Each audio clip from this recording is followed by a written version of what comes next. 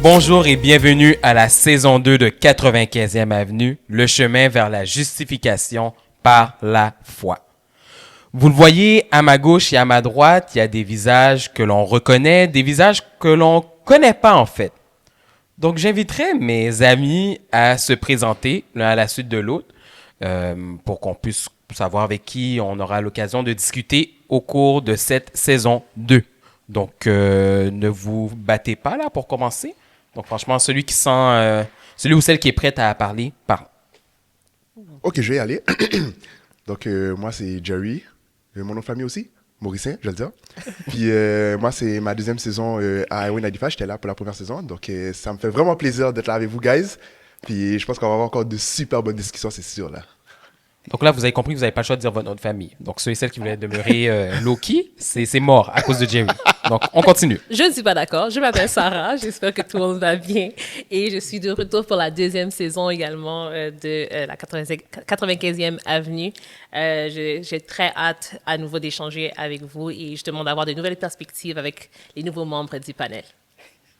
Alors, salut tout le monde, moi c'est Tirza, je suis nouvelle, mais je suis contente d'être avec vous pendant cette nouvelle saison et surtout de pouvoir échanger et apprendre avec vous. Merci beaucoup. Et moi, finalement, Réginal, la bonté. T'inquiète, Jerry. J'allais pas te laisser. T'inquiète. Je suis votre animateur pour la saison 2. Donc, animateur.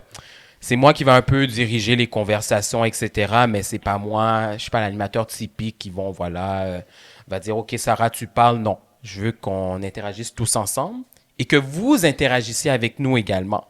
Il y a un moyen sur les différentes plateformes de laisser des commentaires, nous envoyer des questions. On veut vraiment que ce soit interactif. On n'est pas seulement 4 à avoir ces conversations, mais on veut avoir cette conversation avec tout notre auditoire, car ce sont des questions qui sont littéralement salutaires. Une question de vie et de mort. Donc, avant d'aller dans la saison 2, je pense qu'on a très hâte de commencer, mais avant 2, il y a... Merci. Sarah, c'est compté. Je sais pas, mais Sarah, c'est compté. Donc, saison 1. En rafale, qu'est-ce qu'on a abordé très rapidement? Tout d'abord, il y avait la question de l'intérieur versus l'extérieur. Qu'est-ce qui est plus important? Et qu'est-ce qui a été discuté à l'époque de la saison 1? C'est que le comportement doit être en ligne avec ce qui vient de l'intérieur essentiellement. Donc, notre extérieur doit refléter l'intérieur. Mais trop souvent, ce que l'on retrouve dans la vie de tous les jours, c'est que les gens ont une apparence extérieure, mais l'intérieur, c'est pas tout ça. Pas bon. Pas bon du tout, hein? On va revenir sur cette question. Donc, ça a été abordé à la saison 1, mais il y a encore des choses à tirer de ce point-là en particulier. Ensuite, on a abordé le sujet principal de ce podcast, la justification par la foi. Et c'est vraiment le b.a.-ba de cette notion-là. Qu'est-ce que ça mange en hiver, la justification par la foi? Donc, on a abordé un peu la notion de est-ce que c'est mon comportement qui sauve ou c'est ma relation avec Jésus-Christ qui sauve? Et nous sommes arrivés à la conclusion que c'est la relation, en fait, qui sauve et non le comportement. On ne peut pas... en fait, on peut agir d'une manière qui reflète le fait qu'on a la relation, mais ce n'est pas les comportements qui nous permettent de nous sauver, essentiellement. Ce qui est en phase avec la conclusion de ce que je viens de dire, essentiellement, que l'extérieur doit refléter l'intérieur. Donc, c'est quand même cohérent jusqu'ici. Oui, tout à fait. D'accord. Et finalement, on parlait de faire le bien. Est-ce que faire le bien, c'est simplement de ne pas faire le mal ou il y a plus que ça?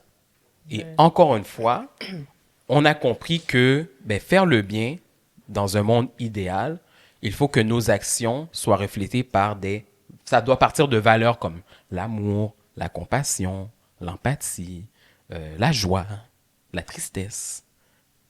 On pourrait dire encore plus d'adjectifs là essentiellement, mais ça doit partir de quelque part. Et non juste essayer de faire que le bien en l'absence du mal.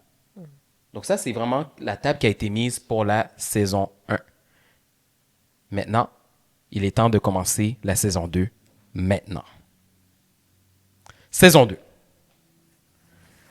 Je vais commencer avec un débat que tout le monde connaît, qui existe depuis des siècles, à savoir le comportement de l'humain. Est-ce que ça vient de la nature ou de son environnement? Ou encore plus précis, le bébé qui vient de naître, là, est-ce que ce bébé-là naît pur et c'est l'environnement qui le corrompt? Ou dès la première seconde qui fait moins, c'était Moins, pas moins. le plus beau cri que vous avez entendu d'enfant, là, ça, clairement. C'est ça. C'est plus ouais. Voilà, ça, c'est beaucoup mieux. Accurate. Ouais. C'est vrai. C'est saison 2, épisode 1. Moi aussi, j'ai un peu... On s'échauffe, là, on s'échauffe. Donc, l'enfant qui crie, là, quand ses parents sont en train de dormir à 3 heures du matin parce qu'il a faim, est-ce que c'est un comportement foncièrement égoïste, non? Parce que l'enfant, pourquoi il pleure? C'est qu'il a un besoin. Il cherche à avoir un besoin. En fait, il souhaite que son besoin soit répondu par ses parents ou par d'autres personnes, en fait. Mais clairement, comme je disais, c'est égoïste parce que les parents sont en train de dormir. L'enfant pourrait se dire, Quête, j'ai faim. J'aurais pris un petit lait maternel, tu vois. Ouais. Mais là, il fait noir. Je pourrais peut-être attendre quand le soleil se lève, tu vois. Ouais. Me rendormir, tranquille. Non. Lui, l'enfant se réveille, il dit, j'ai faim. Comment je peux faire en sorte pour que mon besoin soit répondu? C'est de pleurer. Et là, 99,9% du temps, il y a un adulte qui vient dans les secondes, qui vient, qu'est-ce que t'as? Là, boum, on me donne la nourriture, puis là, je m'en vais. Donc, juste avoir cet enfant-là, là. Est-ce qu'il est né égoïste ou on l'a conditionné à être égoïste? C'est une bonne question. Mais déjà, je trouve qu'on prête beaucoup d'attention à ce bébé qui vient de naître et qui a faim. Je sais pas si... Je ne pense pas qu'il est aussi conscient du monde qui l'entoure. En fait, je pense au contraire qu'il y a une des raisons pour laquelle on pardonne tant aux enfants et on pardonne tant aux bébés, c'est parce qu'on sait pertinemment qu'ils n'ont aucune conscience du monde extérieur à part leur propre personne. Donc, si on étudie les stades de développement et la petite enfance, on se rend compte que en fait le bébé naissant est conscient de très peu de choses, même au niveau de sa propre personne. Donc, quand on parle d'avoir conscience des besoins d'une autre personne, d'une personne externe, ça, c'est quelque chose qui est développé même des années plus tard. Donc, déjà, je pense qu'il y a une certaine sphère de connaissance très réduite quand on parle de l'enfant. Donc, foncièrement, est-ce que cet enfant est égocentrique?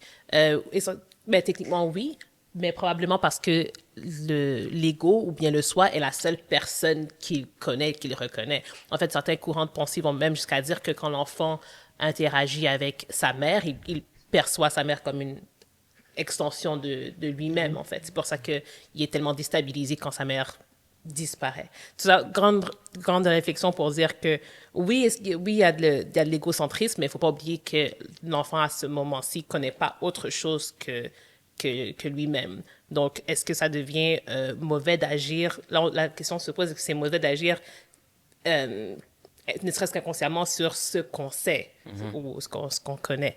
Je ne sais pas s'il y a une différence à faire dans ce sens-là entre l'égocentrisme et la méchanceté ou la nature méchante ou même pécheresse de l'être humain. C'est assez à discuter, je dirais. Intéressant.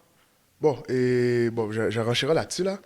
Moi, en tout cas, de mon expérience de bébé, là, parce que je pense qu'on a toute une histoire de bébé, là, je sais pas pour vous, là. Mais moi, je me rappelle pas que j'avais beaucoup de bienveillance. C'est ça, je me rappelle pas que quand j'étais bébé, je me levais le matin avec beaucoup de compassion pour mes parents. Je me rappelle pas d'avoir eu ce genre de réflexion à 6 mois, là. Je peux pas te dire non plus que j'étais conscient d'être égoïste, par contre. Mais je pense que c'est évident que tu sais, il y a un texte qui dit que tu aimeras ton prochain comme toi-même, right?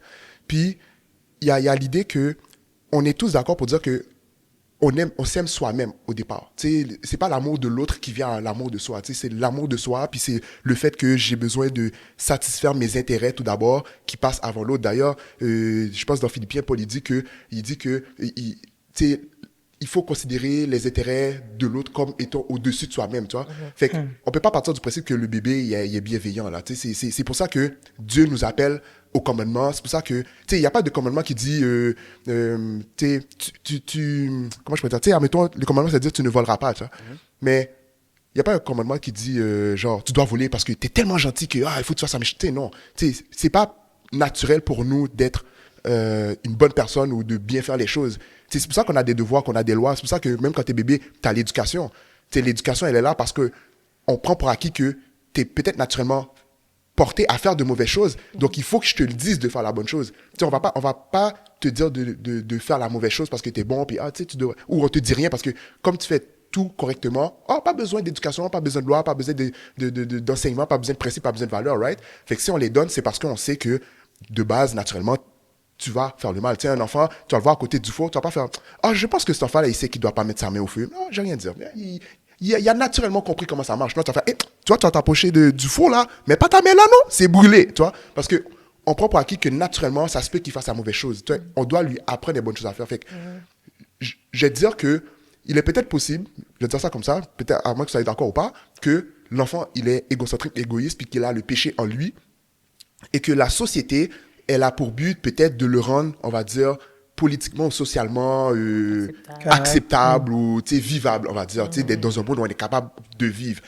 Puis là, je pense que c'est là où la société échoue, parce que on est tellement pécheurs que même que la société met toutes les barrières, les lois qu'il faut, on voit qu'il y a quand même la méchanceté dans le monde, là. Il y a des guerres, il y a des meurtres qui se font, il y a des féminicides, il y a, je sais pas, il y a des viols, des vols. Il y a plein de choses qui se font malgré que on grandit, puis que la société nous éduque, on a l'école, nos parents, les principes, l'église, on a toutes sortes de choses qui essaient de moraliser l'homme. Donc, c'est pas parce que l'homme est naturellement bon. S'il était naturellement bon, il n'y aurait pas toutes ces choses. Pas besoin de police, pas besoin d'armée, pas besoin de tout ça. Non, l'homme est trop bon. Non, mais justement parce que on est avec cette nature-là, pécheresse, qui fait que le monde essaye, on va dire, de cadrer l'homme, mais ça fonctionne pas, tu sais. Donc, je sais qu'on va discuter plus tard, puis on va essayer de voir c'est quoi les façons si on est d'accord qu'on est naturellement mauvais, là, on va essayer de voir comment est-ce qu'on peut faire pour que nous, on puisse refléter des bons comportements. T'sais, on l'avait déjà vu dans la saison 1, avec le caractère de Christ, tout ça, mais je vais partir du principe qu'on est naturellement mauvais, là. Puis, c'est de comprendre pourquoi on est naturellement mauvais, ça, c'est... Je comprends. T'es d'accord avec moi ou non? Oui, je suis d'accord. Je pense que vous avez bien répondu. C'est juste de garder, je pense le côté de se dire un enfant qui est conscient de absolument rien, de dire ben oui, il est selfish, oui, il est égoïste, oui, il est égocentrique. On dirait que c'est garder ça en tête, on a de la misère un petit peu avec ce concept-là, mais c'est vrai que avec ce que tu expliquais, pourquoi on met des lois et tout, c'est parce que justement on est déjà pas bon, donc pourquoi on met les lois, c'est justement pour nous aider à devenir, je veux dire, une bonne personne.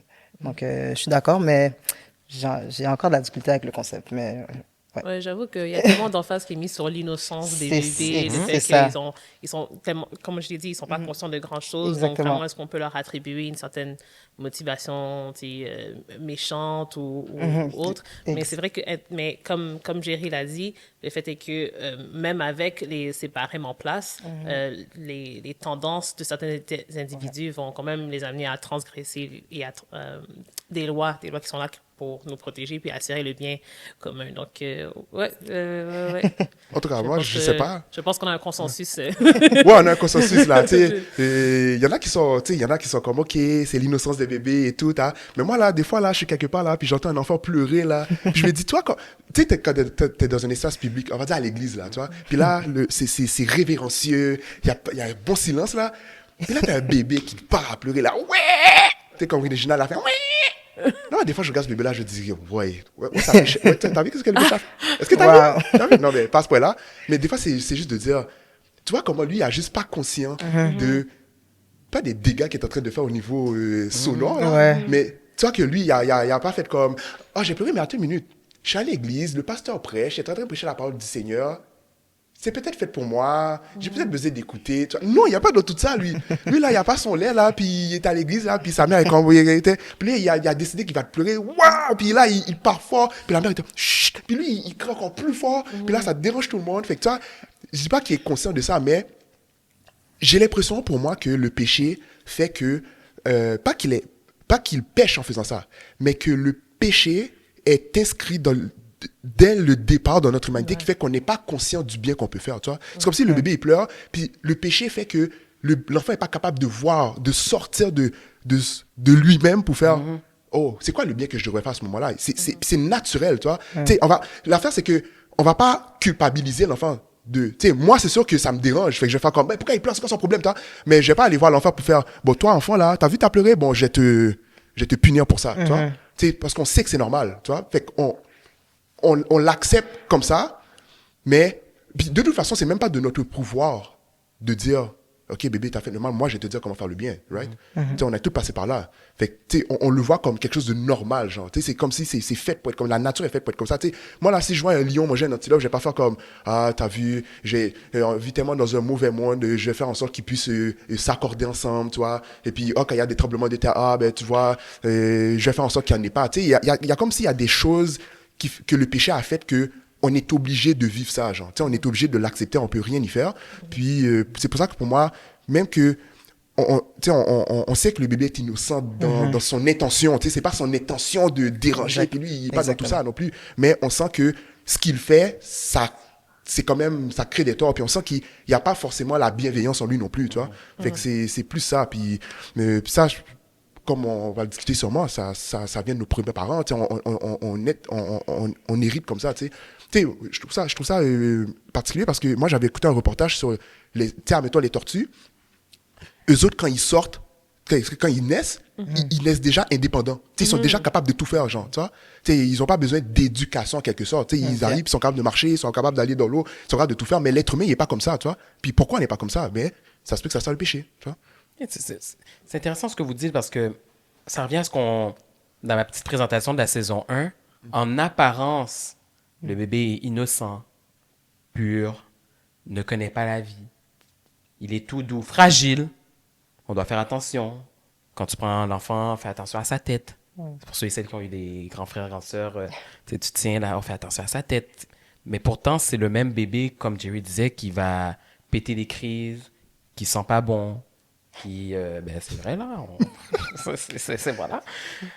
Donc, il y a ce conflit entre l'intérieur et l'extérieur, en fait. Parce qu'on on s'entend que l'enfant est égoïste, mais il n'a pas un visage d'égoïste quand tu le regardes. Ouais, c'est ça, exactement. Donc, et puis ça me fait penser à une histoire qui est un peu l'inverse, mais qui nous permet de comprendre le principe, en fait. Peut-être que vous la connaissez, là, l'histoire de la grenouille et du scorpion. Donc, une grenouille et un scorpion voulaient traverser un étang d'eau.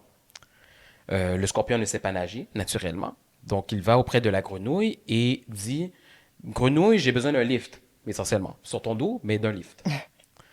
Là, la grenouille est comme, OK, oui. Non, en fait, parce que t'es un scorpion. Et un scorpion, ça a un dard qui peut me tuer. Donc, non, je vais pas faire ça, tu vas me tuer. Le scorpion est comme, bro, genre, on a le même objectif, aller de l'autre côté. Moi, je ne suis pas capable seul, mais avec toi, je serai capable d'y arriver. Donc, clairement, je vais pas te tuer. Si je te tue, on meurt ensemble. La grenouille fait, bon, c'est vrai qu'il n'a pas tort quand même. Effectivement, il n'est pas suicidaire. Donc, OK, monte sur mon dos. Donc là, il monte sur le dos. La grenouille nage tranquille. Mais là, au milieu de la rivière, il sent que ses forces commencent à le quitter, en fait. Il sent qu'il est paralysé. Il sent qu'il est comme, hein, mais qu'est-ce qui se passe? Il tourne. Là, il sent que vraiment, il y a un dard, en fait, qui est entré en elle. Là, dans son dernier souffle, la grenouille demande au scorpion, « Scorpion, est-ce que tu as réellement fait ce que tu as fait? » Et le scorpion de répondre, « Bro, tu sais déjà, c'est dans ma nature. » Et les deux ont sombré dans la rivière. Donc, en fait, cette histoire était déjà écrite à l'avance, en fait. Clairement, on n'avait pas beaucoup d'espoir, mais... Le scorpion, par son apparence extérieure, entre guillemets, par ses bonnes paroles, a été capable de convaincre la grenouille qu'il était autre chose que ce qu'il est réellement. Et vous connaissez le proverbe, chasser le naturel, il est revenu au galop. Le scorpion, c'est un prédateur. La grenouille, c'est une proie.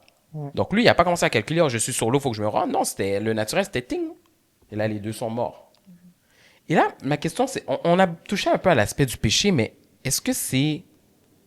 Vous l'avez dit, oui, vous l'avez dit déjà que c'est la même chose pour le péché, mais le péché, là, c'est quoi essentiellement?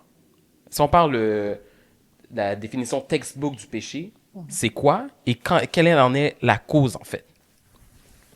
1 Jean 3, verset 4. Vas-y. Non, tu peux aller. Non, vas-y. Non, vas-y. T'as la référence déjà, là. Non, mais je pense que c'était pas la bonne référence. Je vais prendre le temps de chercher. Attends. Attends, tu veux y aller pendant que moi et Sarah, on se bat pour... C'est ça, je vois, c'est ça que je vois. Sarah, elle prend... Non, mais C'est quoi 1 Jean 3, verset 16? Vas-y. C'est 1 Jean 3, verset 4. C'est-tu quoi? le péché et la transgression de la loi? Bon, voilà, c'est ça que j'allais dire aussi. Vas-y, On continue. se bat pour... C'est pas... Voilà. Faut dire la même On dit chose. la même Faut dire la chose. même chose. Exactement. C'est ça, 1 Jean 3, verset 4, le péché et la transgression de la loi. C'est ça que tu voulais dire aussi? Oui, exactement. Oui, c'est ça que tu voulais dire aussi, je savais. Bon, voilà, Eugénia, on est c'était sur ça la que- même, on est Amen. sur la même longueur d'onde. Je pense que moi aussi, c'est ce que j'allais dire. Si on y va, comme tu as dit, textbook, Ouais. si on y va par une définition claire, généralement, on va y aller avec celle de 1 Jean 3, verset 4. Ouais, ou 1 Jean 4, verset c'est 3. En tout cas, cette Ça sera référence, écrit en bas de la vidéo. les péchés et la transgression de la loi. On sait que déjà depuis l'Ancien Testament que Dieu nous avait donné des lois, des préceptes, des principes à ne pas transgresser. On sait aussi que dans le Nouveau Testament, Dieu voulait nous amener plus loin à travers le ministère de Jésus et à réfléchir non seulement aux actions qu'on posait, mais aussi aux intentions et aux motivations.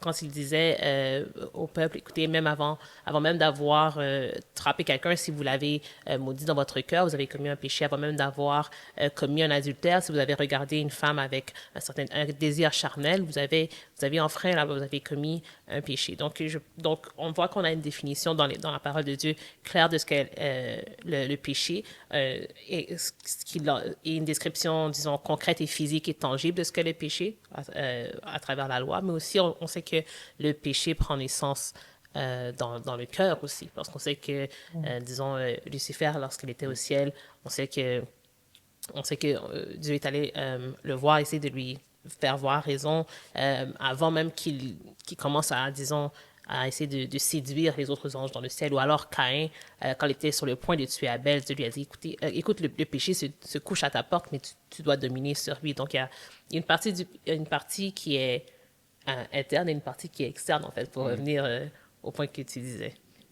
Avant de vous relancer, parce que là, OK, ça, j'ai compris. On a la définition qui By vient the de book. du textbook, littéralement. The textbook. Sarah, tu mentionnais des exemples. Oui, de textbook en plus. Mais justement, c'est des exemples qui viennent du textbook. Là, moi, je vous ramène dans le street, là, en 2025. Quelqu'un qui n'est pas dans le textbook. Est-ce que quelqu'un qui, justement... Donc, le péché, c'est la transgression de la loi. Oui. Si je m'assure... Est-ce que... En fait, ma question est la suivante. Ai-je vraiment besoin de Dieu pour ne pas transgresser la loi?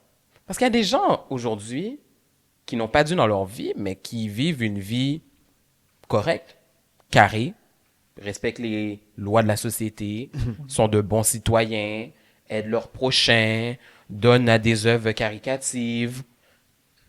À la fin de la journée, est-ce que ces gens-là ont besoin de Dieu ou ils sont déjà bons? Donc, c'est dans cette vallée-là que je me trouve, en fait. Qu'est-ce que je dis à ces gens-là? Moi, je suis chrétien, OK. Là, ils me disent, OK, mais toi et moi, essentiellement, on fait la même chose. C'est juste que toi, tu vas à l'église, moi, j'y vais pas. Donc, qu'est-ce qui les distingue par rapport au péché? Est-ce que... Voilà. C'est une bonne question. Je pense que je vais aller un peu direct, mais je dirais que c'est ta relation. La relation que tu as avec Dieu. Du sens que, de la même façon, avec un peu l'exemple de Sarah, je peux penser que, OK, je fais des bonnes actions. Ou sinon, juste, je pense OK, je vais aller voler. Mais tu sais quoi, j'ai pas volé, donc parce que j'ai pas volé, je suis une bonne personne. OK, je veux faire telle chose, mais parce que je l'ai pas fait, je suis une bonne personne. Mais si tout le long, c'est dans ton esprit, tout le long, c'est dans ta tête, est-ce que vraiment ça fait de toi une bonne personne?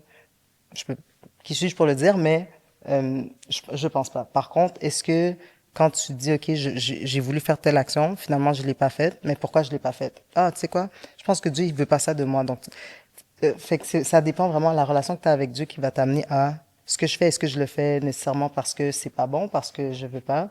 Ou je pense que c'est ça qui va t'aider, qui va te guider un peu par rapport à est-ce que je pêche ou pas? Est-ce que c'est... En tout cas, c'est mon opinion. Donc, tu parles de relation avec Dieu. Donc, forcément, Dieu doit être dans l'équation. Obligatoirement? Selon moi, je pense que oui. Moi aussi, je suis d'accord. Je pense que Dieu doit être dans l'équation. l'équation. Puis, en fait, c'est que, tu sais, le jeune homme riche, à un moment donné, il arrive puis il dit, que dois-je faire pour avoir la vie éternelle? Puis, il dit qu'il a tout fait, là. Tu sais, j'ai pas fait ci, j'ai pas fait ça, j'ai pas fait l'autre bord. C'est l'autre bord. C'est vraiment haïtien. Excusez-moi. Il n'a pas fait ci, il n'a pas fait ça. Et puis, Jésus lui dit, ouais, mais va, prends tout ce que tu possèdes, puis donne-le aux pauvres. Puis après ça, etc. Puis il s'en allait tout triste. Fait que, tu sais, tout ça pour dire que faire de bonnes actions ne signifie pas que tu n'as pas besoin de Dieu, parce que ça va beaucoup plus loin que juste faire des bonnes actions. Tu sais, il y a beaucoup de personnes aujourd'hui qui croient que, OK, juste en ayant des valeurs féministes, écologistes, wokistes, peu importe, là, ils pensent que si je me bats contre l'injustice, si je fais des manifestations contre le capitalisme et puis la façon qu'on détruit la nature, ils pensent que c'est suffisant pour faire en sorte que le monde aille bien. Mais non, parce qu'il y a des choses que tu ne peux pas enlever qui sont des mots, M-A-U-X, ou des malheurs, que je peux dire, qui font que même que tu te comportes bien, ça t'empêche pas d'avoir besoin de Dieu. Tu sais, je prends un exemple, la maladie. Tu sais, on a bien beau, oui, avoir des avancées en sciences, en médecine, quoi que ce soit. Tu peux apporter toute l'aide que tu veux au prochain, ou bien aller dans les hôpitaux pour faire des bonnes œuvres. C'est bien, mais t'as pas déraciné le problème de la mort. Quand Jésus arrive puis qu'il dit, il dit dans Jean 3,16, le texte le plus connu de la Bible, et là je dis ça parce que j'essaie de me rappeler le texte pour pas avoir l'impression. Merci Sarah. Il a donné son fils unique. Parce que c'est facile de dire que je connais les textes, mais après ça t'arrives, puis là t'arrives pas à te le rappeler là, qui dit car Dieu, merci, car Dieu a tant aimé le monde qu'il a donné son fils unique, afin que quiconque croit en lui ne périsse point. Pas afin que quiconque fasse de bonnes actions. Ça aurait pu être ça. Mais il a dit afin que quiconque ne périsse point, mais qu'il ait la vie éternelle. Fait que le problème de l'évangile puis du péché, c'est pas juste de faire de bonnes actions, mais c'est d'avoir la vie éternelle. C'est des enfants qui sont plus grands que soi, genre, tu sais, la vie éternelle, la maladie, le bonheur, la joie, toutes ces choses-là. T'as bien beau faire de bonnes actions, mais tu sais, on est d'accord pour dire que tu sais, on vieillit là. Tu sais, l'effet du temps sur nous, de la vieillesse, c'est pas quelque chose, même que tu fasses toutes les bonnes actions du monde, ça va pas t'empêcher d'avoir un cancer puis d'arriver sous le lit puis de ressentir le malheur, right? Puis même chose pour la mort. Tu sais, t'as perdu quelqu'un, un être cher, ta mère par exemple. T'as pas beau faire toutes les belles actions de toute ta vie puis respecter la loi, mais quand tu vois un être que tu aimes s'en aller, mais tu te rends compte de l'impact du péché, parce que le salaire du péché, c'est la mort. Puis c'est ça que Jésus ou Dieu nous apporte de plus. C'est oui, j'ai pas besoin, je pourrais être d'accord avec les gens qui disent j'ai pas besoin de Dieu pour faire de bonnes actions, très bien, mais tes bonnes actions ne vont pas te sauver des choses qui sont vraiment comme précieuses, genre. Tu sais, ressentir le manque d'affection, tu sais, oui, un être humain peut te l'apporter, mais à un moment donné, tu sens que tu as besoin de quelque chose de plus que ça, tu sais. Fait que je pense que Dieu apporte des choses plus grandes que simplement me donner, tu sais, me donner l'envie de faire de bonnes actions. Non, j'ai besoin de Dieu pour la vie éternelle, j'ai besoin de Dieu pour être en bonne santé, par exemple. Tu sais, quand on prie au Seigneur, merci pour la santé que tu me donnes. Mais t'as bien beau faire des bonnes actions, puis demain matin, tu tombes malade, là. Tu sais, fait que on a besoin de Dieu pour des choses plus grandes que ça, moi, je dirais, genre. Fait que tu sais, puis j'avais un texte biblique, puis c'est pour retourner un peu à ce qu'on disait, parce que c'était quelque chose qu'on mentionnait dans la saison 1, tu sais, de savoir justement, est-ce que les gens qui font de bonnes actions, c'était suffisant pour pas avoir besoin de l'évangile de Jésus, tu sais. Fait qu'on disait que des fois, il y a des gens qui font des bonnes actions, qui vont à l'église, qui prêchent et tout ça, puis qu'est-ce que Jésus leur dit? Il a dit, toi là, moi je t'ai jamais connu, man. Ouais, puis, excusez-moi, je l'ai jamais connu. Tu vois? Donc tout ça pour dire que faire de bonnes actions, c'est pas suffisant, puis je suis d'accord avec toi, tu sais. La relation avec Dieu est plus grande que simplement faire de bonnes actions. Tu vois?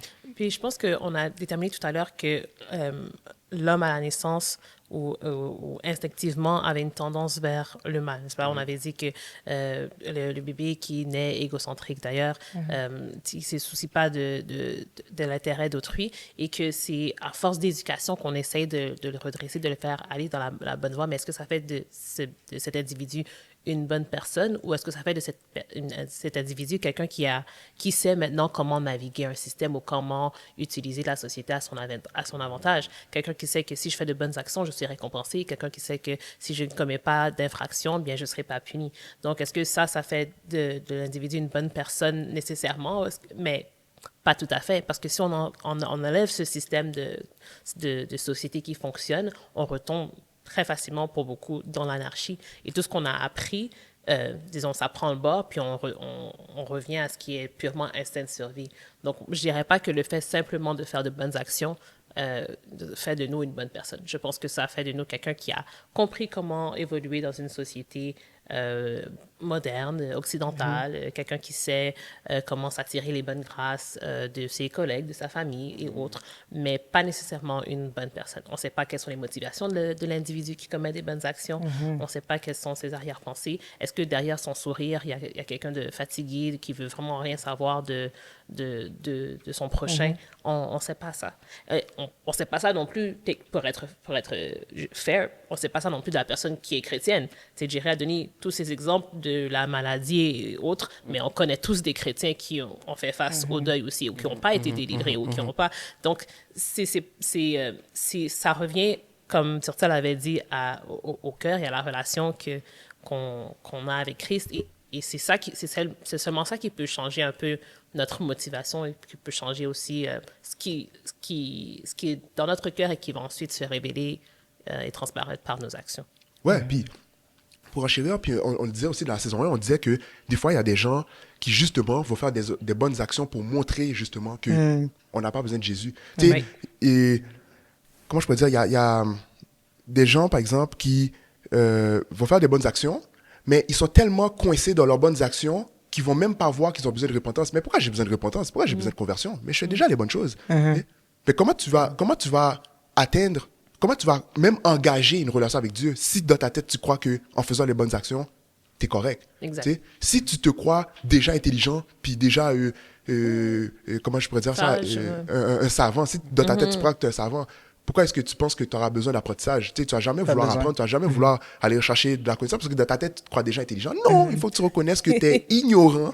Puis quand tu reconnais que tu es ignorant, c'est là que tu vas aller faire tout le processus pour aller chercher la sagesse et l'intelligence qu'il faut. Puis avec Dieu, c'est la même chose. Puis l'idée que on est né pécheur fait que... Parce que l'affaire, c'est que si on dit que on pêche, puis c'est comme ça qu'on est pécheur, ben, on peut inverser le processus. Si je fais les bonnes actions, donc je ne serai jamais pécheur, donc je n'ai pas besoin de Jésus, donc Jésus est venu mourir pour rien. Exact. C'est ça annule Alors que c'est pas ça du tout. On parle d'une nature pécheresse. On parle comme le premier exemple que tu as donné avec le bébé, c'est le meilleur. C'est quelqu'un qui naît, puis automatiquement, on sait que tu sais, ta tendance, c'est de te tourner vers toi-même. C'est d'être égocentrique. Puis on sait que c'était un peu ça aussi, disons, ce qui a tout déclenché chez Lucifer, en fait. C'était le fait qu'au lieu de regarder à Dieu puis à son créateur, il regardait à lui-même. C'est ça. Donc, c'est ça. On voit que dès la naissance, on a les mêmes proportions et les mêmes tendances que littéralement le diable. C'est ça. Puis, maintenant que tu dis ça, là, ça m'a fait rappeler un verset biblique. Parce que je me rappelle la saison 1, là, je disais des textes bibliques sans source.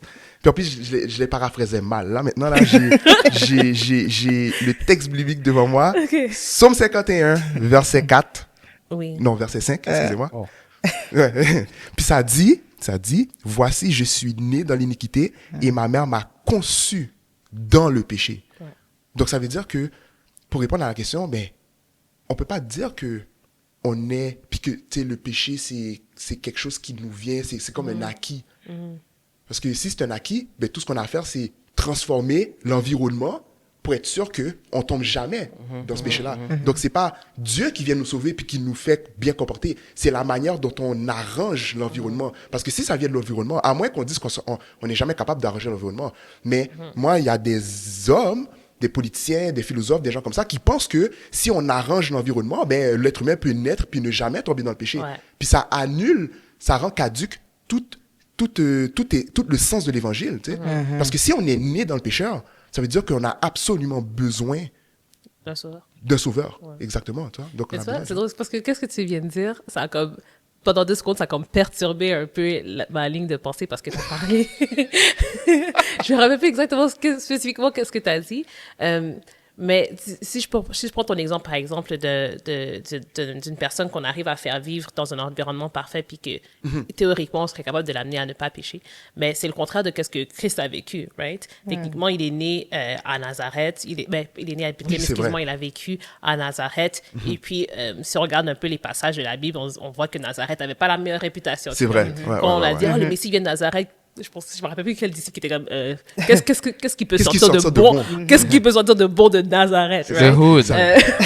C'était pas bon, et pourtant Jésus est le seul qui avait pas péché. Mais là parce qu'on a parlé de ces bébés naissants qui ont cette nature pécheresse, cette tendance dans le mal, je me suis dit OK, mais attends une seconde, hold up, Parce que Jésus est comme né d'une femme humaine, mais de l'Esprit Saint. So, il était 100% humain, sans avoir la nature pécheresse. Est-ce que ça veut dire que quand il était enfant, est-ce qu'il a bypass tout cet égocentrisme puis il a jamais pleuré à 3 heures du matin parce qu'il était tellement sain que... C'est ce que je veux dire, comme, what do we make of that? Silly thought in my brain, mais bon. Il fallait que je le partage avec vous. Non, Jésus, quand il était bébé, il avait déjà vu que... Il n'a jamais pleuré. J'ai l'impression qu'elle allait le donner à toi, il est comme, toi, je vais te sauver. Je suis venu pour ça, toi. Mais tu peux me donner là, tu sais. Mais je sais pas si... Parce que si... Là, j'ai compris. En fait, j'ai compris le message que... Et ça, tu me diras si tu es d'accord aussi. On est pécheurs. Ouais. Si je suis entré dans cette... Si je me suis assis sur cette chaise il y a quelques minutes pensant que j'étais bon, j'ai compris que j'étais pas bon. C'est ça. Mais là, ça me pousse à poser une question, là. C'est pas déjà dead pour moi? Parce que bon, je suis pécheur. Et disons que je suis capable de changer. Disons que je commence ma relation avec Dieu aujourd'hui, que j'arrive potentiellement à changer mon comportement. Mais tout mon passé, c'est d'elle. Donc, qu'est-ce qu'on peut dire à quelqu'un qui se dit, OK, je reconnais que je suis pécheur, mais est-ce que Dieu m'en veut pour tous les péchés que j'ai déjà commis et ceux que je risque de faire, même après avoir reconnu que je suis pécheur? Qu'est-ce qu'on dit à cette personne qui peut-être se dit, ben là, je t'ai intéressé jusqu'ici, mais là, genre, c'est juste d'être pour moi, en fait. Il n'est jamais trop tard. Non, voilà. Jamais trop tard? Il est jamais T'es trop sûr? tard. Il est jamais trop tard. Peu importe ce que tu as fait. Il est jamais trop tard. Je peux sortir des exemples, là. J'ai des dossiers, là. Qui sont les T'as noms? des exemples. Nous attendons Qui les sont les dossiers, noms? là. Je pense Non, que tu mais es tenu par le c'est ça. secret professionnel C'est de ça, ne hein? pas révéler l'exemple. Non. En fait, ouais, je suis d'accord avec ça. Il est jamais trop tard pour se repentir. Et je pense que, en fait, ce qui est vraiment extraordinaire avec Dieu, c'est qu'il ne nous tient pas à rigueur du fait qu'on a une nature pécheresse et qu'on a péché. Il tient compte de ce qu'on sait et ce qu'on ne sait pas. C'est ce qu'on disait par rapport aux adultes qui sont pas vraiment rancuniers envers les bébés ou les enfants parce que ils savent que they don't know any better. Ben, Dieu est comme ça envers nous. Il sait qu'on grandit dans un monde pécheur, qu'on a une nature pécheresse, and he doesn't hold it against us. Il ne nous tient pas à rigueur du fait que écoute, Tirtsa, Sarah, Rich, Jerry, ils ont grandi comme ça, ils sont nés avec cette tendance vers le mal et ils essayent sincèrement de revenir à moi. Donc, je pense que quand on a cette notion, déjà cette connaissance élargie, qu'on a cette prise de conscience et qu'on on entame ce processus de repentance, je pense que Dieu est tout prêt à nous pardonner. Comme nous, on est prêt à pardonner aux enfants qui nous ont réveillés à 3 heures du matin. 2 points que tu mentionnais très importants. Vraiment, cette responsabilité que Dieu nous accorde par rapport à nos péchés, c'est vraiment 2 choses. C'est de 1, savoir c'est quoi le péché, puis de 2, de quoi faire avec aussi. Donc, la personne qui en ce moment se dit, je sais que je suis dans le péché, mais qui n'a pas encore trouvé la solution, qui ne connaît pas la solution, mais Dieu ne va pas dire, ben, clairement, ta transgression de la loi, c'est d'être pour toi. Donc, il y a vraiment cette notion, comme l'enfant, en fait. L'enfant ne réalise pas, tu l'as très bien dit, qu'il pleure et qu'il dérange ses parents, en fait. Pour lui, c'est dans l'ordre naturel des choses de pleurer pour que son besoin soit répondu, mais il ne réalise pas toutes les conséquences que ça cause, en fait. Et ça me permet peut-être de lire, pour conclure, il y a un texte qui me vient à l'esprit justement sur cette idée-là. Acte 17, verset 30. Dieu, sans tenir compte des temps d'ignorance, annonce à tous les hommes en tout lieu qu'ils aient à se repentir. Donc, Dieu ne tient pas compte de notre ignorance. Donc, si c'est à ce moment-là que tu as eu ta conviction que tu n'étais pas dans le bon chemin et que tu réalises que, OK, je suis pécheur, et comme tu l'as si bien dit, Tirtsa, c'est vraiment ma relation avec Dieu qui va me permettre d'être sur le bon chemin et de petit à petit m'éloigner de ma réelle nature pécheresse. Ben, tant que tu t'y mets maintenant et que tu persévères sur cette route-là, il y a de l'espoir. C'est ça, tu l'as bien dit. Il n'est jamais trop tard. Il n'est jamais trop tard. Tu peux prendre ta décision aujourd'hui de te dire que oui, je suis pécheur, mais que j'ai besoin d'un sauveur. Donc, il y a beaucoup de choses qui ont été dites aujourd'hui déjà. Ne vous inquiétez pas, la table a été encore plus mise qu'à la saison 1 et on va y revenir au cours des prochains épisodes. Donc, je vous remercie et à très bientôt.